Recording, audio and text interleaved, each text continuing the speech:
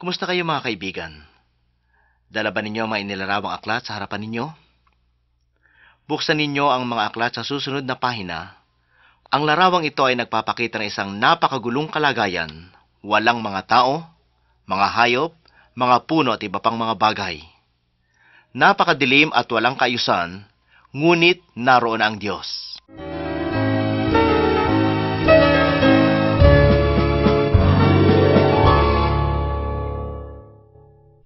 Ang aklat sa larawan ay banal na kasulatan. Ang Diyos ay nakipag-usap sa atin sa pamamagitan ng banal na kasulatan. Ang banal na kasulatan ay nagsasaad ng tungkol sa Diyos at sa pag-ibig sa mga tao. Ang banal na kasulatan ay nagtuturo ng daan tungo sa kaligtasan at kaligayahan at kapayapaan.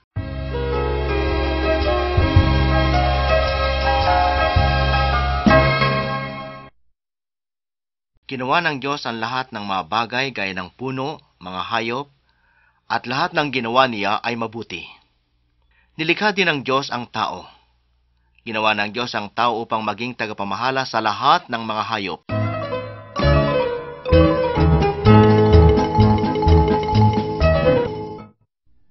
Ang pangalan ng unang lalaki ay si Adan, at ang pangalan ng unang babae ay si Eva. Sila ay namuhay na masaya sa isang halamanan na tinatawag na Eden. Sinabi ng Diyos sa kanila, Maaari niyong kainin ang lahat ng bunga ng mga punong kahoy sa halamanan. Maliban sa isa, huwag ninyong kakainin ang bunga ng punong iyon. Sinabi ng Diyos sa kanila na sila ay mapaparusahan kung kakainin nila ang bunga ng punong kahoy na iyon. Ngunit hindi sila sumunod. Kinain ni Eva at ni Adan ang bunga ng punong kahoy na ipinagbabawal ng Diyos at sila ay nagkasala. Makikita ninyo si Eva at Adan na pinaalis mula sa halamanan ng Eden. Nagkasala sila at pinarusahan sila ng Diyos. Magmula noon, sila ay nakaranas ng sakit, karamdaman at kamatayan. Ngunit patuloy pa rin ang pag-ibig ng Diyos sa kanila at ipinangako ng Diyos na magpapadala siya ng isang tagapagligtas na siyang mag-aalis sa kanilang kasalanan.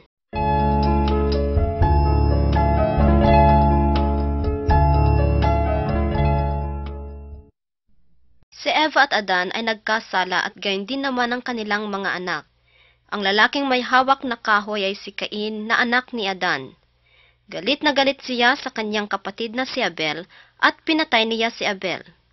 Si Cain ay nagkasala at gayon din naman ang mga sumunod na angkan ni Eva at Adan. Ikaw at ako ay nagkasala din.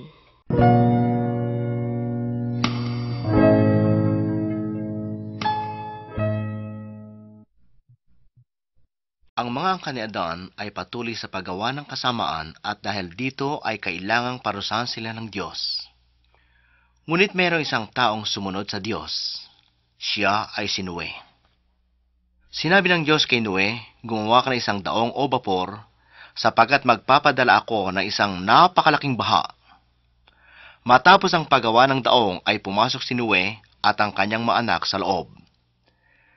Inanyayahan din Noe ang lahat ng mga tao na sumama sa kanya sa loob ng daong, ngunit ayaw nilang maniwala na magpapadala ang Diyos ng isang napakalaking baha.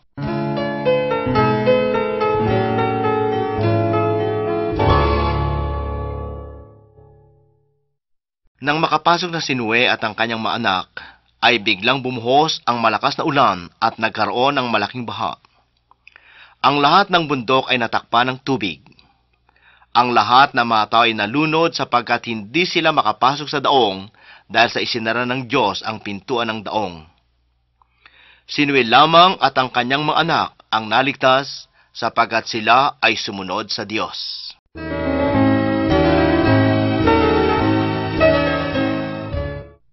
Si Abraham ay galing sa angkan ni Noe at siya rin ay sumunod sa Diyos.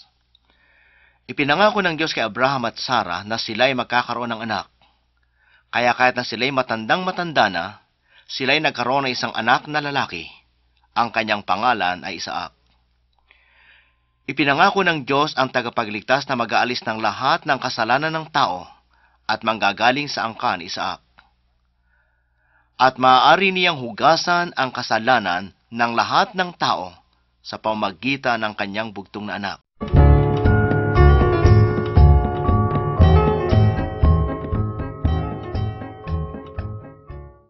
Si Moises ay galing sa angkan ni Abraham at Isaac. Si Moises ay naniwala sa Diyos. Sinabi ng Diyos kay Moises na umakyat siya sa bundok at doon ay bibigay ng Diyos ang kanyang nasusulat na batas. Sa larawang ito ay makita natin na si Moises ay bumababa galing sa bundok, dala-dala niya ang mga utos ng Diyos. Nais ng Diyos na tayo ay sumunod sa kanyang mga utos.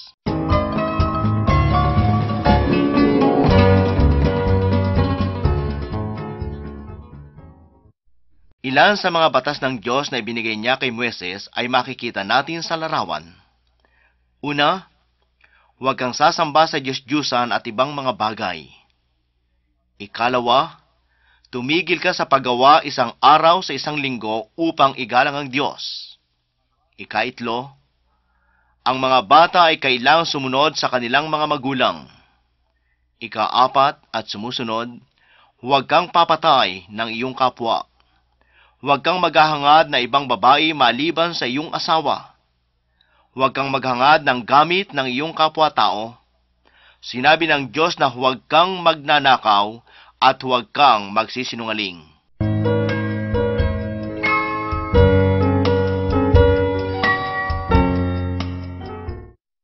Noong kapanahunan ni Abraham at Moises, ang sinumang tao nagkasala ay kailangang mag-alay ng hayop upang ipakita niya na siya'y nagsisisi sa kanyang mga kasalanan. Ngunit ngayon ay hindi na natin kailangan ng maghandog ng mga hayop, sapagkat ipinadala na ng Diyos si Jesus na ating tagapagligtas upang mag-alis ng ating mga kasalanan. Siya'y namatay upang linisin ang ating mga kasalanan.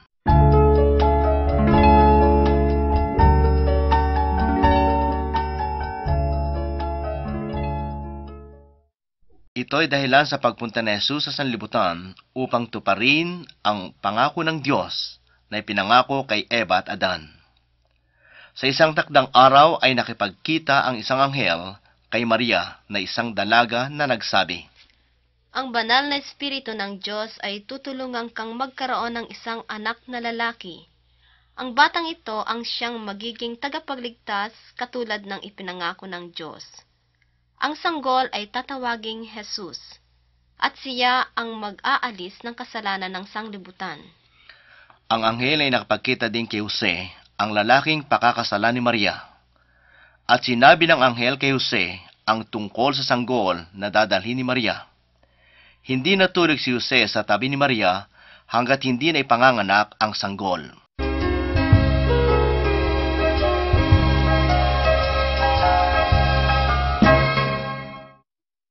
Tingnan ninyo ang unang larawan. Ipinanganak na ni Maria ang sanggol na lalaki. Ngayon, tingnan man ninyo ang pangalawang larawan. Sa gabi ding iyon, ang mga anghel ng Diyos ay nagpakita sa ilan sa mga pastor. At ang isang anghel ay nagsabi, Ito ang gabi na ang tagapagligtas na ipinangako ng Diyos ay ipinanganak. Sinabi ng anghel sa mga pastor kung paano sila ay makakasumpong ng sanggol. At ang mga pastor ay nagtungo at nakita nila si Jesus at siya ay kanilang sinamba.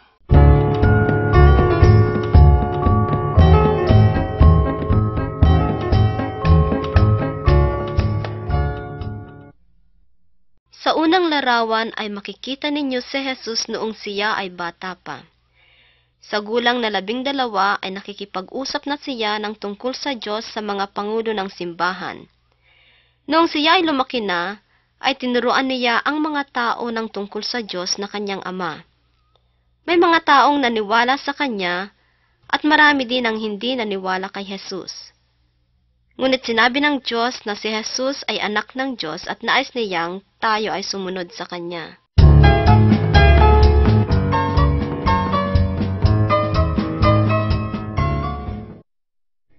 Si Jesus ay may kapangyarihan na katulad sa Diyos. Siya ay higit na makapangyarihan kaysa sa mga mangkukulam. Tignan ninyo ang unang larawan. Pinagaling ni Jesus ang isang lalaking bulag. Tignan ninyo ang susunod na larawan. Binuhay ni Jesus ang lalaking namatay na. Tignan ninyo ang ikatlong larawan. Si Jesus ay lumakad sa tubig. Si Jesus ay maraming tagasunod na nanood sa kanyang mga ginawa at nakinig sa kanyang mga sinabi.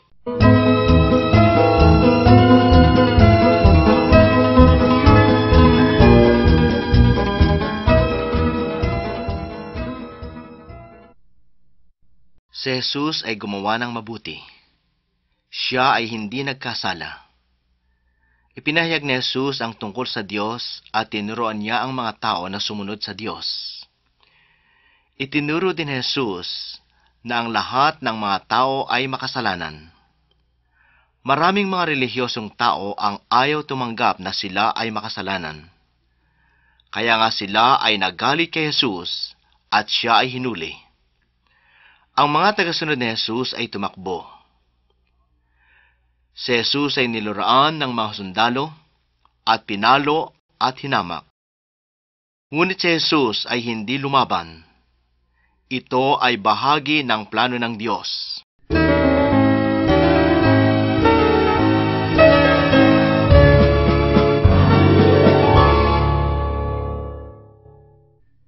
Si Jesus ay hindi lamang pinalo, siya ay pinako sa krus. Ito ang kaugalian ng pagpaparusa sa mga kriminal noong panahong iyon. Sinabi ng Diyos na ang kamatayan ni Jesus ang handog para sa ating mga kasalanan. Kinuha ni Jesus ang kaparusahan ng ating mga kasalanan nung siya ay mamatay. Kung taos tayong magsasabi na tayo ay makasalanan at tatalikod sa ating mga kasalanan, ay patatawarin ni Jesus ang ating mga kasalanan. Naniniwala ba tayo sa sinasabi ng Diyos?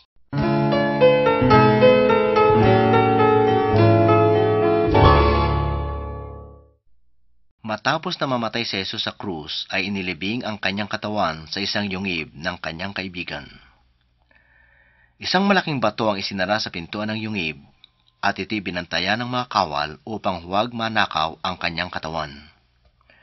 Pagkalipas ng 3 araw, ilan sa mga babaeng tagasunod ni Jesus ay nagpunta sa libingan, ngunit wala siya doon. Isang anghel ang kanilang nakita at iti nagsabi sa kanila, Si Jesus ay buhay, wala siya rito. Ang anghel ay biglang nawala. Si Jesus ay buhay at buhay pa rin magpahanggang ngayon at nakikinig sa atin kung tayo ay makikipag-usap sa Kanya sa pamamagitan ng panalangin.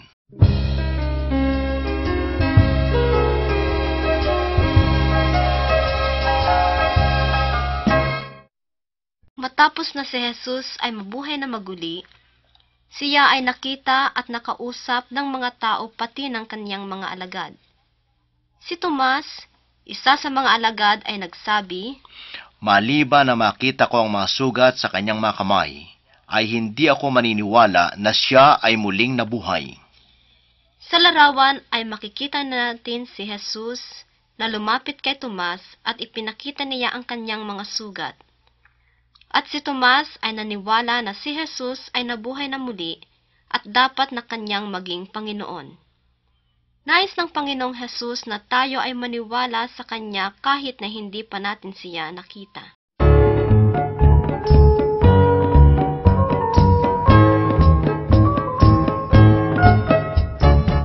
Matapos ang 40 araw ng pagkabuhay ng muli ni Jesus, ay inanyayahan niya ang kanyang mga tagasunod sa isang burol. At sinabi niya, Ako ay pupunta sa langit, pag-alis ko, ay kinakailangan sabihin ninyo sa lahat ng mga tao na ako ay napako, upang akuin ko ang kaparusahan ng kanilang mga kasalanan. Ang bawat tao na susunod sa akin, ay magkakaroon ng kapatawaran ng kanilang kasalanan, at makakasama ko sa langit magpakailanman. At isusugo ko din ang aking espiritu upang bigyan kayo ng kalakasan. At nakita nila si Jesus na napas sa langit, at sinabi ng 2 anghel sa mga tagasunod ni Jesus, Isang araw, ang Panginoong Jesus ay babalik na muli. Ito ang sinabi ng mga anghel, at sila ay nawala sa paningin. Sinabi din ni Jesus na siya ay babalik upang sila ay dalhin sa langit at doon mabubuhay na kasama niya. Kung ikaw ay maniniwala kay Jesus ngayon, ay maaaring makapunta ka rin sa langit.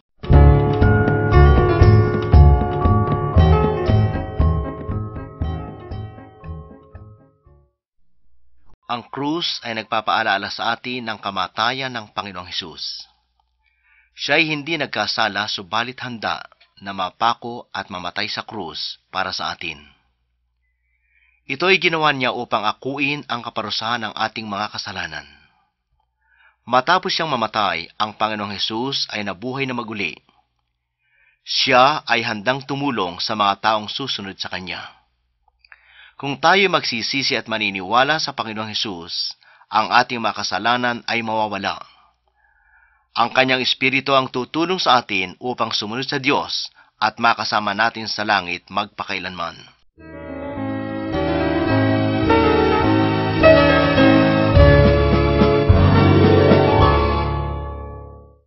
Sinabi ni Jesus na may 2 daan, isang malawak na daan at isang makitid na daan. Ang bawat tao ay nasa malawak na daan na patungo sa kaparusahan. Ito'y sa apoy na hindi namamatay. Sino mang taong mananampalataya at susunod kay Jesus ay magkakaroon ng pagkakataon na siya ay tutungo sa makitid na daan. Ang makitid na daan ay patungo sa buhay na kasama ng Diyos. Nais ba ninyong maniwala kay Jesus? Sabihin ninyo sa Kanya, Panginoon, ipinahayag ko sa iyo na ako ay makasalanan. Ako ay naniniwala na ikaw ay namatay sa krus upang akuin ang kaparusahan para sa aking mga kasalanan. Jesus, patawarin mo ako at linisin mo ang aking puso upang ako ay manahan na kasama mo. Maraming salamat, Jesus. Amen. Kung ito ang sasabihin niyo kay Jesus, kayo ay magiging anak ng Diyos at ang Diyos ay magiging ama ninyo.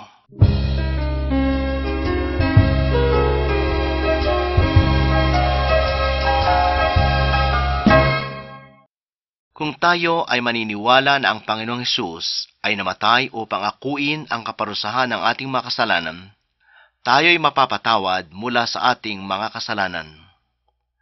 Sa gayon, matatawag natin ang Diyos na Ama sapagkat tinanggap natin ang ating Panginoon bilang sariling tagapagligtas at tayo ay Kanyang anak. Nais ng Diyos ang bawat tao sa bawat tribo at bawat bansa na sumunod sa Kanya.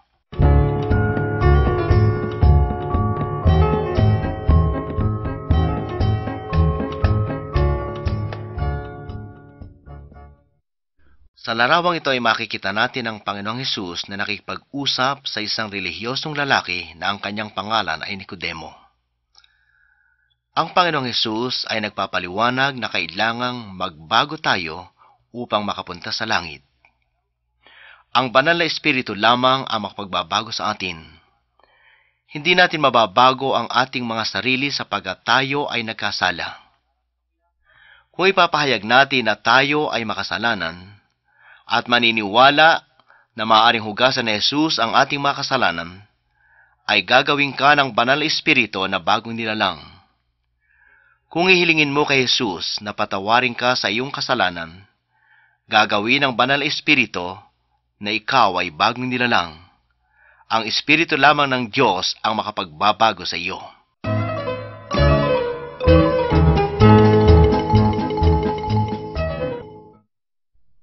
Matapos na mamatay si Jesus at mabuhay na maguli, siya ay muling umuwi sa langit.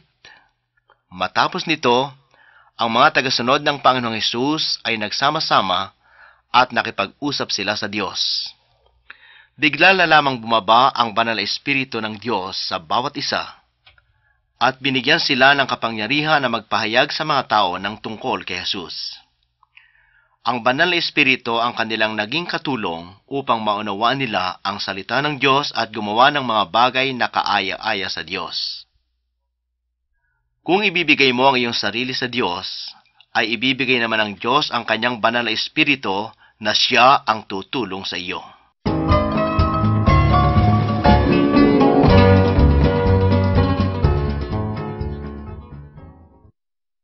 Bago maniwala ang isang tao sa Panginoong Hesus, siya ay katulad na isang tao na lumalakad sa kadiliman na walang liwanag.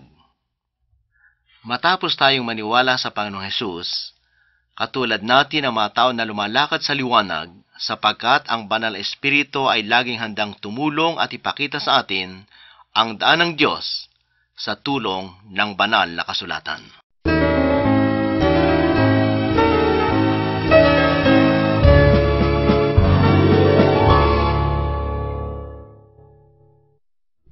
Ang isang tagasunod ni Jesus ay kailangang mamuhay ng ayon sa sinasabi ng banal na kasulatan. Ang banal na kasulatan ay salita ng Diyos. Sinasabi sa banal na kasulatan na ang isang tagasunod ni Jesus ay hindi nakikiapid, hindi nakikipag-away, hindi magnanakaw, at hindi sasamba sa Diyos-Diyusan o sa espiritu ng mga taong namatay na. Ang isang tagasunod ni Jesus ay tinatawag na mananampalataya o isang Kristiyano.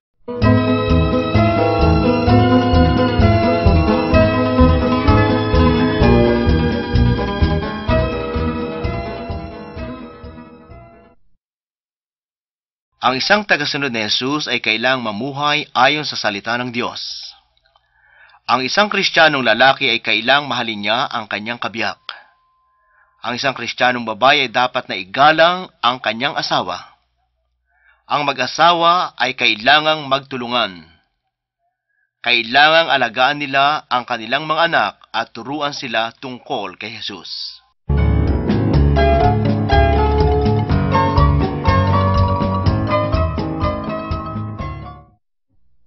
Ang Diyos ay nagtuturo at tumutulong sa mga mananampalataya na umiibig sa kanyang mga kaaway.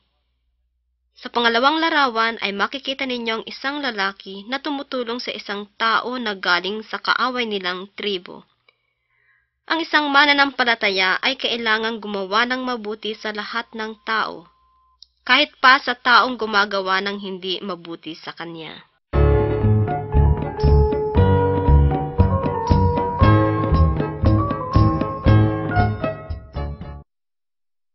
Sa larawang ito ay makikita ninyo ang dalawang mananampalataya na sinusunog nila ang kanilang Diyos-Diyosan at anting-anting.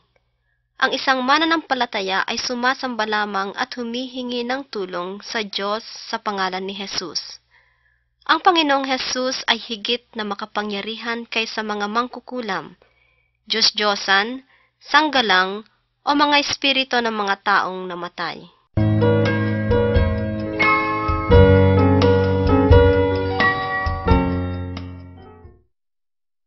Sa larawang ito ay makikita ninyo ang isang taong inaalihan ng masamang spirito.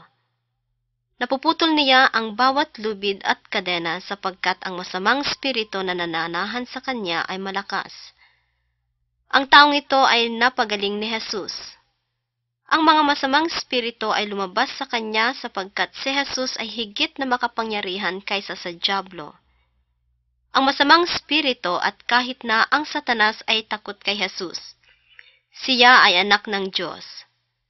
Huwag kayong sumamba sa masamang spirito. Kung ikaw ay binabagabag ng mga masamang spirito, ay maaari mong hingin na paalisin sila ni Jesus.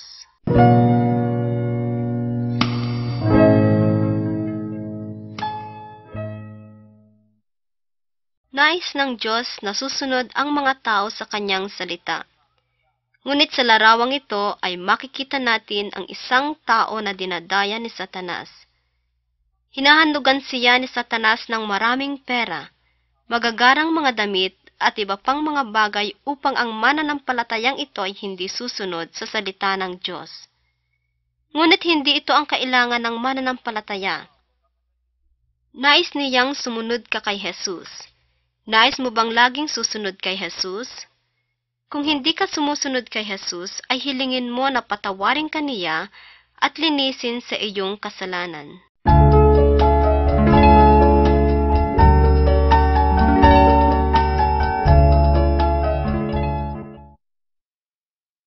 Sa larawang ito ay makikita ninyo ang isang kabataang lalaki na maraming kasalanan. Sinayang niya ang pera na ibinigay ng kanyang ama sa mga babae, pagsusugal, at binigyan niya ng kasiyahan ang kanyang sarili. Noong wala na siyang pera ay nawala na rin ang kanyang mga kaibigan. Siya ay nagsisi sa kanyang kasalanan at bumalik sa kanyang ama. Humingi siya ng kapatawaran at dahil sa pag-ibig ng kanyang ama, siya ay pinatawad at tinanggap na muli. Kung tayo ay magkakasala, kailangan magsisi tayo at tumalikod sa ating kasalanan at ipahayag ang ating mga kasalanan kay Jesus. Mahal tayo ni Jesus at siya ay namatay upang alisin ang lahat ng ating mga kasalanan.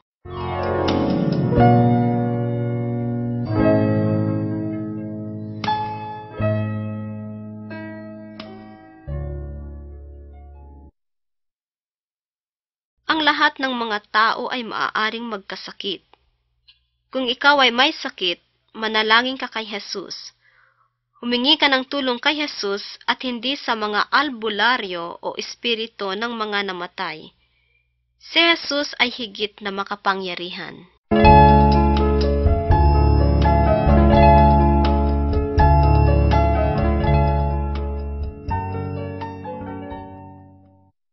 Kung ang isang tao naniniwala na ang Panginoong Jesus ay namatay, ang kanyang katawan ay ililibing, ngunit ang kanyang kaluluwa ay pupunta sa langit, sapagkat ang kanyang kasalanan ay pinatawad na ng Panginoong Jesus. Ngunit ang taong hindi naniniwala sa Panginoong Jesus ay mapaparusahan sa impyerno, sapagkat siya ay makasalanan pa. Kung hiniling mong alisin ni Jesus ang iyong kasalanan at hayaan mong baguhin ka niya, hindi ka kailangan matakot sa kamatayan. Kukunin ni Jesus ang kaluluwa mo sa langit.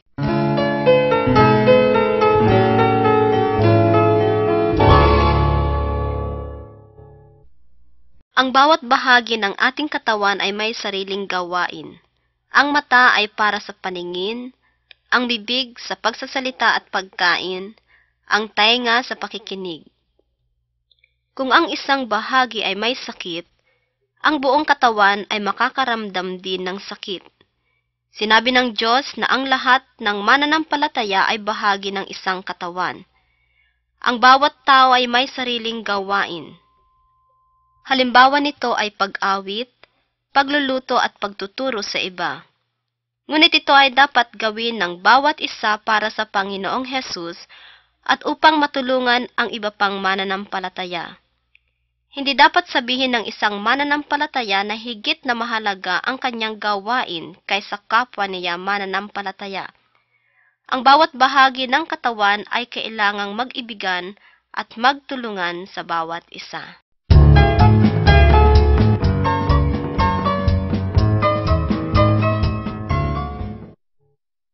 Itinuturo ng Diyos na makakabuti para sa mga mananampalataya ang magsama-sama upang manalangin, umawit at sumamba sa Kanya. Ang buong katawan ng mananampalataya ay tinatawag na simbahan. Kailangang mayroong panahon sa pagpupulong at pagbabahagi ng salita ng Diyos. Kailangan din na may panahon sa sama-samang pakikipag-usap sa Diyos at panahon ng pagbibigay ng handog para sa gawain ng Diyos.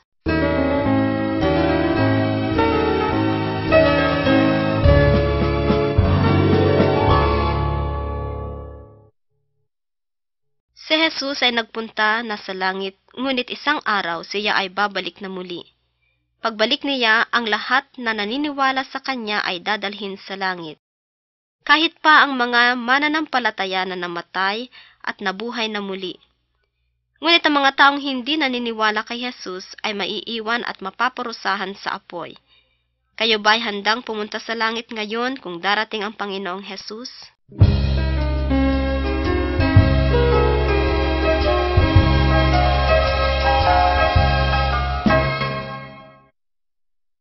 Sinasabi ng banal na kasulatan na ang sanga na hindi nagbubunga ay puputulin at susunugin katulad ng nasa larawan.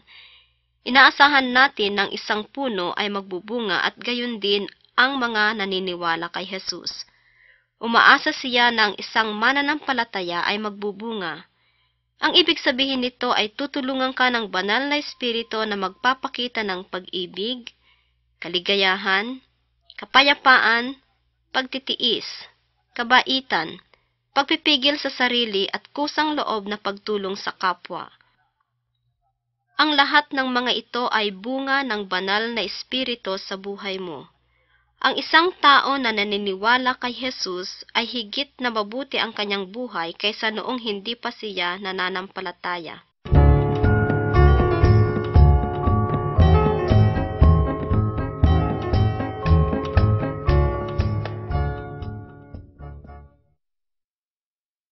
Sinabi rin ni Jesus na kailangan sabihin ng bawat mananampalataya ang tungkol sa Diyos. Kailangan sabihin natin na ang sino mang magpapahayag ng kanyang mga kasalanan at maniniwala kay Jesus ay mapapatawad at magkakaroon ng bagong buhay. Sa larawang ito ay makikita ninyo ang isang mananampalataya na sumusunod sa salita ni Jesus. Ikaw, sasabihin mo din ba sa iba ang tungkol sa Panginoong Jesus? Ipaliwanag mo sa kanila ang mga bagay na napag-aralan mo na.